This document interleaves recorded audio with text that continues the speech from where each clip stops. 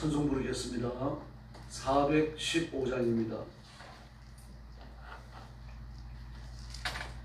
찬송가 415장 부르겠습니다.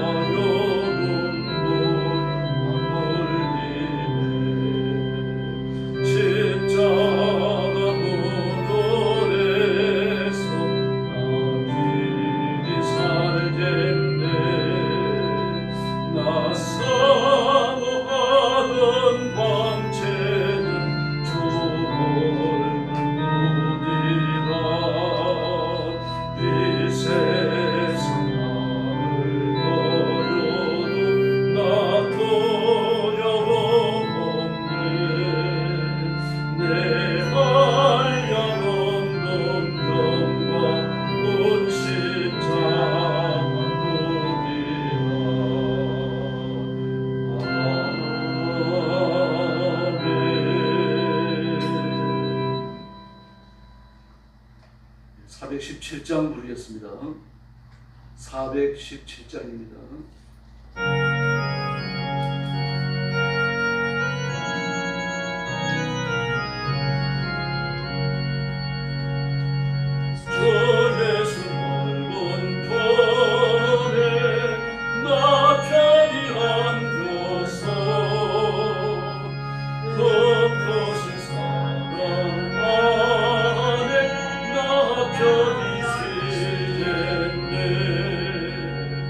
영광의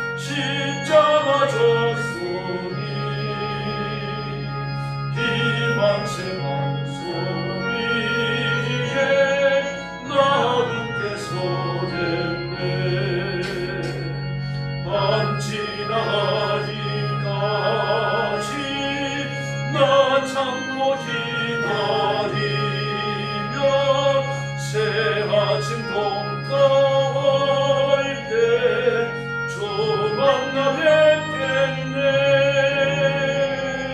주 예수를 본 꿈에 나 편히 안겨서 그것이 사랑 안에 나 편히 쉬겠네. 할렐루야. 머리 숙여서 신앙 고백하겠습니다. 나는 전능하신 아버지 하나님 천지의 창조주를 믿습니다. 나는 그의 유일하신 아들 우리 주 예수 그리스도를 믿습니다. 그는 성령으로 잉태되어 동정녀 마리아에게서 나시고 본디오 빌라도에게 고난을 받아 십자가에 못 박혀 죽으시고 장사된 지 사흘 만에 죽은 자 가운데서 다시 살아나셨으며 하늘에 오르시어 전능하신 아버지 하나님 우편에 앉아 계시다가 거기로부터 살아있는 자와 죽은 자를 심판하러 오십니다. 나는 성령을 믿으며 거룩한 공교회와 성도의 교제와 죄를 용서받는 것과 몸의 부활과 영생을 믿습니다. 아멘. 자비로우신 아버지 감사합니다. 저를 불러 예수 믿어 구원받게 하시며 모든 더러운 죄를 씻어 영생 얻는 하나님의 자녀를 삼아주심을 감사합니다. 육신을 가진 저희들, 부족하고 연약한 저희들을 오늘 새벽도 하나님을 영화롭게 드리는 이 존귀한 예배와 찬양을 주 앞에 바치도록 자비를 베풀어 주시니 감사합니다. 우리가 어떤 사람인지를 다시 깨닫고 죄와 싸우며 사단의 권세를 깨뜨리며 악한 영들을 쫓아내고 영적 전투에 승리하는 존귀한 일꾼들 되게 하여 주시옵소서. 오늘도 온 세계에 흩어져 복음 전하는 선교사님들을 기억해 주시고 신실한 주의 종들과 성도들을 기억하시고 선교의 현장에서 말씀이 선포될 때마다 영혼을 건지는 큰 생명의 역사가 일어나게 하여 주시옵소서.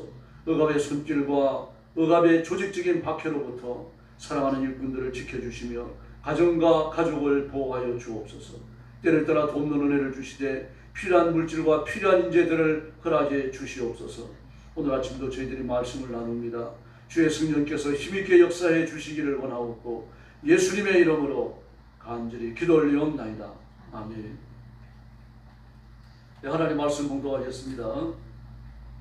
이사야 48장입니다. 이사야 48장 1절 말씀부터 제가 먼저 공독합니다. 야곱의 집이여 이를 들을지어다.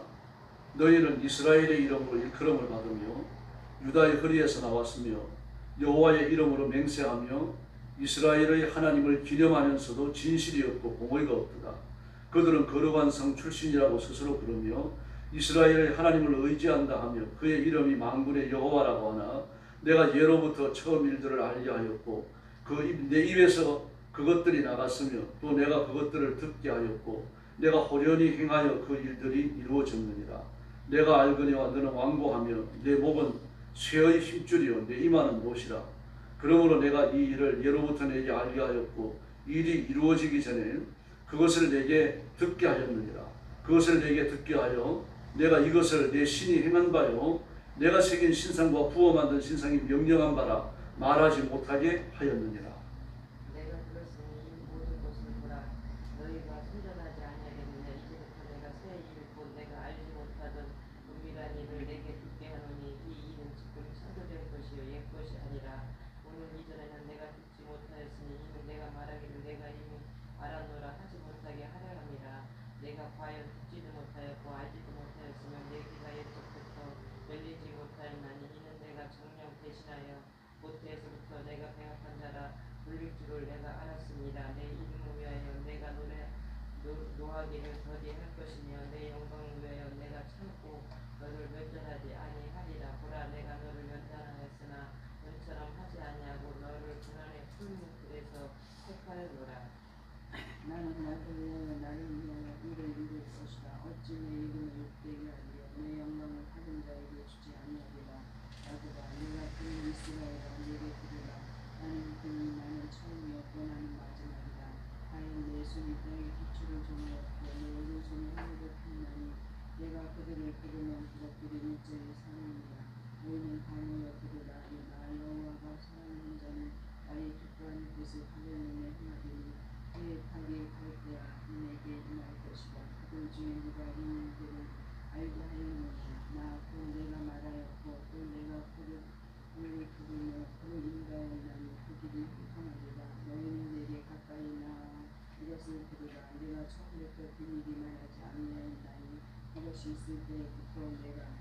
어디에 있었느라 하셨느니라. 이제는 주 여호와께서 나와 그의 영을 보내셨느니라.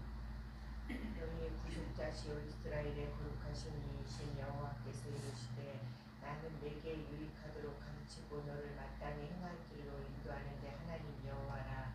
내가 나의 명령에 주의하였더라면 내 평강이 강이 같았겠고 내 부모가 바다 물결 같았을 것이며 내 자손이 모래 같았겠고 내 몸의 소생이 모래알 같아서 그의 이름이 내 앞에서 끊어지지 아니하였겠고 없어지지 아니하였으리라 하셨느니라.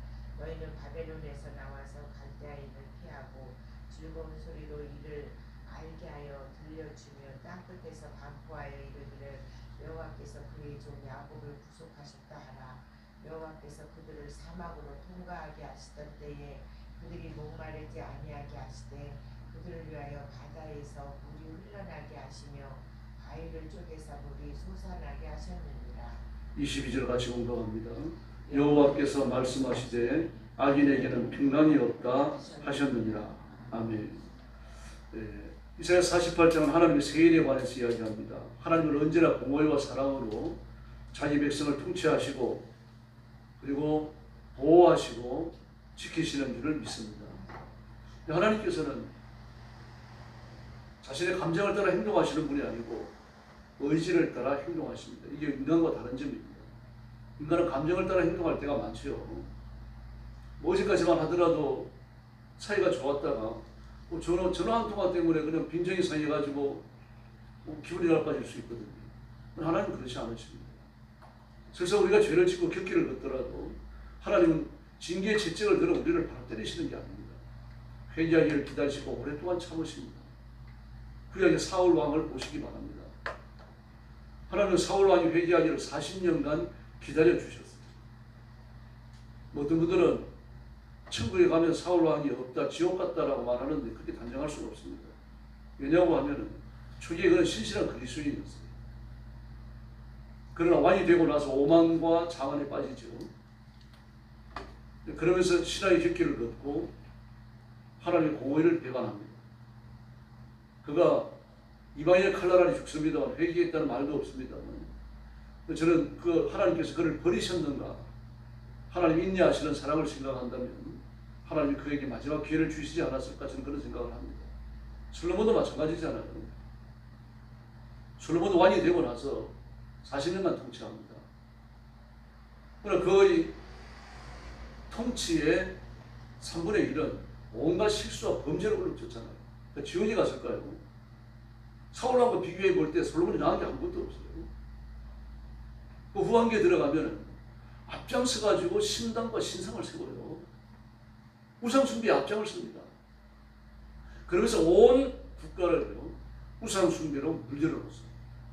다윗이 우상 숭배와 싸우면서 하나님만을 섬기는 그 절실한 신앙을 백성들에게 모범으로 보여줬는데 솔로몬은 아닙니다. 마귀의 손길에 강력히 붙들리죠. 그리고 하나님의 공의를 배반합니다. 그리고 죽었어요. 회개함 없이 죽어요. 회개에 대한 기록이 없습니다. 이런 말이 있잖아요. 성경에. 네가 하는 행동을 보면 지금 당장 너를 심판해야 되겠지만, 너희 나라를 찢어야 되겠지만, 네 아비 다윗을 생각해서 내가 너를 그냥 둔다고 말씀하시죠. 다윗과 했던 약속을 하나님께서 기억하시기 때문에 그 아들 솔로몬을 저는 용서하셨다고 봅니다. 여러분, 우리가 하나님 인내하는 사랑이 얼마나 큰지를 기억해야 됩니다. 오늘 본문도 마찬가지입니다. 1절 말씀에 보니까 너희가 이스라엘의 이름으로 이 그름을 받는데 유다의 허리에서 나왔다. 유다의 허리에서. 허리는 생식의 좌소를 말하는데 근원이라는 뜻입니다. 창세기에 보면 물 근원이라는 말이 가끔 나오죠. 근원. 스마트폰에 성경을 가지고 있는 분들은 근원을 한번 검색해 보세요. 창세기에 몇 번 나옵니다. 그 근원이라는 말이 이 허리와 같은 말이에요. 여기는 허리로 번역이 되어졌고 창세기에는 근원으로 번역이 되었습니다. 다시 말해서 하나님 유다를 선택하실 때 유다의 후손으로 태어나는 모든 이스라엘 백성을 다 선택하셨다는 거예요. 아직 태어나지도 않았고 사람들이 누가 날지도 모르잖아요. 그럼 하나님 다 아십니다. 하나님의 선택은 바로 이와 같습니다. 그러나 이 선택은요, 에베소서 1장을 보면 창세의 전이라고 말합니다. 창세의 전. 하나님이 이 세상을 짓기도 이전에 저와 여러분이 예수 믿도록 이미 선택하신 줄로 믿습니다. 이 변하지 않으시는 거예요. 얼마나 놀랍습니까? 우리는 막 자녀들이 말을 안 듣는 자녀들도 괘씸하잖아요. 부부간에도 의가 상할 때가 있잖아요. 근데 하나님께서는 우리를 향하는 그와 같은 사랑이, 그와 같은 의가 전혀 변함이 없으시다는 거죠. 끝까지 기다려 주십니다. 그래서 지금이 구원받을 만한 때의 은혜가 아닌 겁니다. 지금 그 하나님의 은혜가 완전히 100% 봉쇄될 때가 옵니다. 바로 그때가 예수님의 재림의 때입니다. 그러므로 그 이전까지는 대환란을 통과하면서도 하나님의 은혜는 지속적으로 부어지고 마지막 이삭을 죽는 추수하는 그런 역사가 대환란 기간에 일어납니다. 근데 그 이스라엘 백성들이 유다의 허리에서 나오고 선택을 받아 하나님의 자녀가 되어졌고 하나님의 백성이 되었는데도 불구하고 여호와 이름으로 맹세하며 이스라엘의 하나님을 기념하고 진실, 공의가 못하는 거죠. 이런 일이 있을까봐 3절 이하의 말씀을 보면 하나님께서 뭐라고 말씀하십니까? 내가 예로부터 처음 일들을 알게 하였고 내 입에서 그것들이 나갔으면 또 내가 그것들을 듣게 하였고 내가 호련히 행하여 그 일들이 이루어지게 하였느니라. 예로부터, 처음부터 그 일들이 내 입에서 나갔다. 다시 말해서 이스라엘 백성들이 홍해를 건너서 구원받아 가나안으로 정착하게 될 것을 하나님이 처음부터 말씀하셨다는 얘기입니다. 누구한테 얘기하셨습니까? 아브라함에게 말씀하셨잖아요. 내 후손이 종살이를 하다가 4대 만에 이 땅에 돌아온다고 말씀하셨잖아요. 400년 후에 돌아온다고 말씀하셨잖아요. 창세기 15장에서 말씀하셨죠. 처음부터 말씀하셨다는 이야기입니다. 너희들을 내가 돌아온다. 내가 말한 대로 내가 너희들을 끌어낼 것이다. 왜 일찍 미리 말씀을 하시고 나중에 행동하십니까? 오늘 본문에 나오는 것처럼 말입니다. 5절에 나오는 것처럼 내가 이것을 내 신이 행한 바요 내가 새긴 신상과 부어 만든 신상에 명령한 바라 말하지 못하게 하기 위해서요.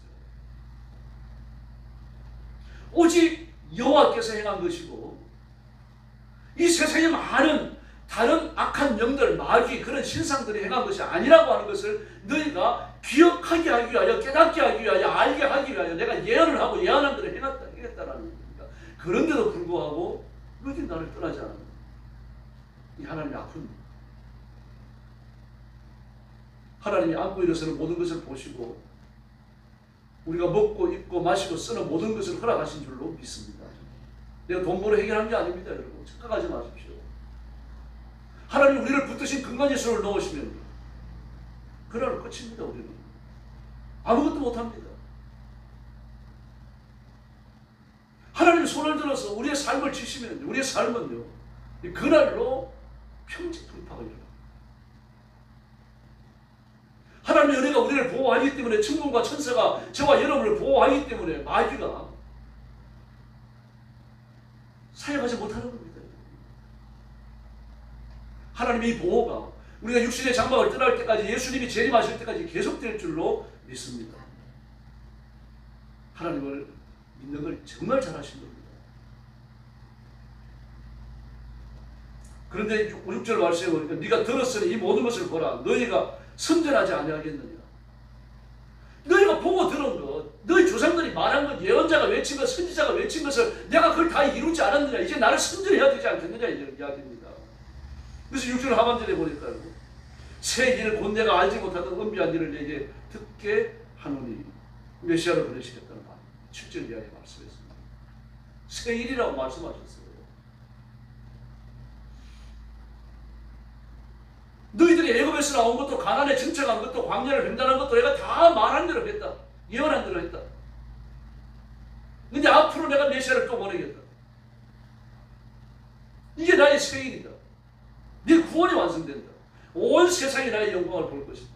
천하 만민이 모든 이방인들이 줄을 서가지고 여호와의 성전으로 모여들 것이다. 이 말씀을 하시는 겁니다. 그러니 여호와의 새 일이죠. 지금까지는요.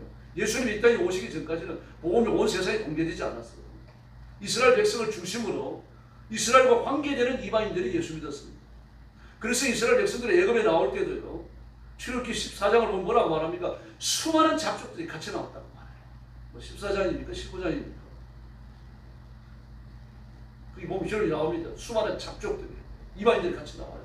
아브라함 시대에도요, 아브라함 때문에 그 주변에 많은 이방인들이 감화를 받아요.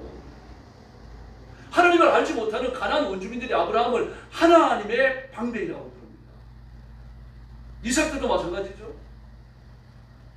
블레셋의 임금이 아비멜렉이 그 군대장관 아골과 그리고 부하들을 거느리고 그를 호위하는 군사들 수명을 거느리고 이삭을 찾아와가지고 내가 너를 보니까 내 하나님 너와 함께하는 것이 분명하다. 그 영적 감화가 굉장히 컸던 것을 알 수가 있습니다.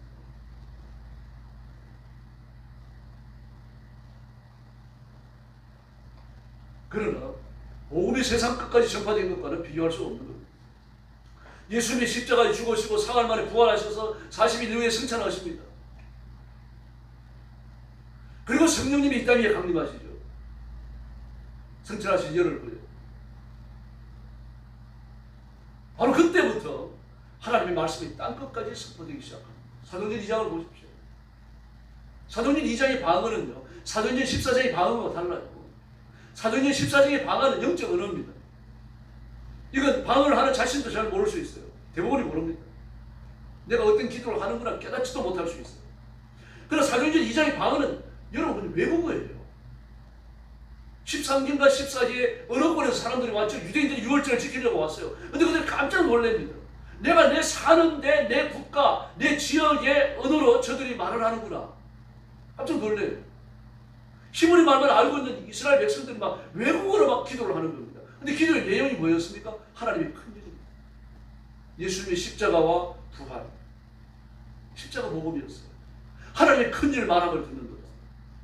그리고 그들이 그 말을 들으면 영적인 감화를 받고 거듭나서 새 사람이 되어지고 그들이 고향으로 돌아가잖아요. 집으로 돌아가잖아요. 사는 데로 외국으로 돌아가잖아요. 거기서 온전한 사람으로 바뀝니다. 하나님 그렇게 하라고 사도행전 2장의 기적을 일으키신 거예요. 얼마나 놀랍습니까? 구약시대에 상상도 못하던 바울은 땅끝까지 갔습니다. 그 당시에 땅끝은 스바나, 스페인으로 알고 있었어요. 그래서 바울이 그렇게 스바나를 가고자 애를 썼던 겁니다. 그 스페인까지 갔다 와서 로마에서 순교. 그래도 지금은요, 땅끝까지 복음이 전파됐다. 절대로 안 합니다. 세계 인구의 10분의 1도 감화시킨 적이 없어요. 지금도 82년이가 됩니다만 8억 2천만 명의 기독교인이 아니에요, 여러분. 이단을 빼뿌리고 유사 기독교 빼고 기독교적인 사유를 다 빼고요, 캐톨릭 가짜들 다 빼버리고 나면요, 주일 지키고 11조하고 신앙을 고백하고 전도하는 기독교인이 얼마나 될 것 같습니까? 0.몇% 될 겁니다. 지금 우리가 해야 할 일이 많습니다. 그래서 엎드려 기도하셔야 되고요, 선교사님들을 위해서 부르짖어야 되고 선교 헌금을 해야 되고 그리고 선교사님들을 후원해야 됩니다. 내가 할 일을 대신하고 있잖아요. 우리 후원하는 겁니다. 총알을 보내줘야 돼요. 식탄을 보내줘야 돼요. 뭐 우크라이나도 식탄이 떨어지고 포탄이 떨어지니까 막 온 사방에 외치잖아요. 식탄 보냈다는 거예요. 우리나라도 포탄을 보냅니다. 미사일은 안 보냅니다만 탄약 많이 보내요. 직접 보낼 수가 없으니까 미국으로 보내갖고 미국에서 우크라이나를 가게 하고 폴란드로 보내가지고 폴란드에서 우크라이나를 가게 합니다. 그럼 미사일을 안 보냈습니다. 근데 이제 미사일을 보낼지도 모르겠어요. 미사일을 보내놓으면 러시아는 본토가 완전히 풍비박산납니다. 한국의 미사일이 전 세계에서 최고입니다. 미국 것보다 우수합니다. 미국은 IT 장비, 스마트 장비, 디지털 장비는 세계 최고예요. 그런 아날로그 장비는요, 우리나라 세계 최고입니다. 막 미국도 우리나라 자주포 K9 보고서 입을 쩍 벌립니다. 그래서 하나님 은혜가 우리에게 임하고 있고 우리나라를 지킬 것이고 한국의 그리스도인들을 하나님이 지켜야 되실 겁니다. 오늘 본문에서 이야기하는 것처럼 보호자가 되어주실 겁니다. 이 사실을 꽉 믿으시고 오늘 지금도 하나님 앞에 기도하시기를 바랍니다. 또 여러분의 장래의 삶을 하나님 앞에 맡기고 자녀들도 하나님 앞에 맡기고 교회의 부흥도 하나님 앞에 맡기면서 부르짖어 주시기를 바랍니다. 그래서 여러분의 삶에 하나님의 큰 기적이 현실 세계에서 펼쳐지기를 예수님의 이름으로 축원합니다. 기도하겠습니다. 자비로우신 아버지 하나님 감사합니다. 오늘도 주 앞에 나와서 엎드렸습니다. 사랑하는 성도들을 기억하시고 그 기도에 응답하시며 그 간구를 들으시고 하나님께서 넘치도록 응답해 주옵시기를 간절히 원합니다. 마음의 간절한 소원을 이루시고 병든 자를 치료하시고 물질의 복을 허락해 주옵시며 일생 동안 주어진 사명을 따라 충성하는 종들이 되게 하여 주옵소서. 오늘 세력들 주 앞에 왔사오니 기도의 새 능력을 주시기 원하옵고 예수님의 이름으로 간절히 기도 올려옵나이다. 아멘. 주기도 드리겠습니다. 하늘에 계신 우리 아버지, 아버지의 이름을 거룩하게 하시며 아버지의 나라가 오게 하시며 아버지의 뜻이 하늘에서와 같이 땅에서도 이루어지게 하소서. 오늘 우리에게 일용할 양식을 주시고 우리가 우리에게 잘못한 사람을 용서하여 준 것 같이 우리 죄를 용서하여 주시고 우리를 시험에 빠지지 않게 하시고 악에서 구하소서. 나라와 권능과 영광이 영원히 아버지의 것입니다. 아멘. 합심 기도하겠습니다. 자비하신 아버지 하나님 감사합니다. 오늘 아침도 저희들을 주 앞으로 불러주시고 엎드려 경배와 찬양을 마치게 하나님 앞에 영광 돌리게 하시니 감사합니다. 자비하신 하나님 아버지 능력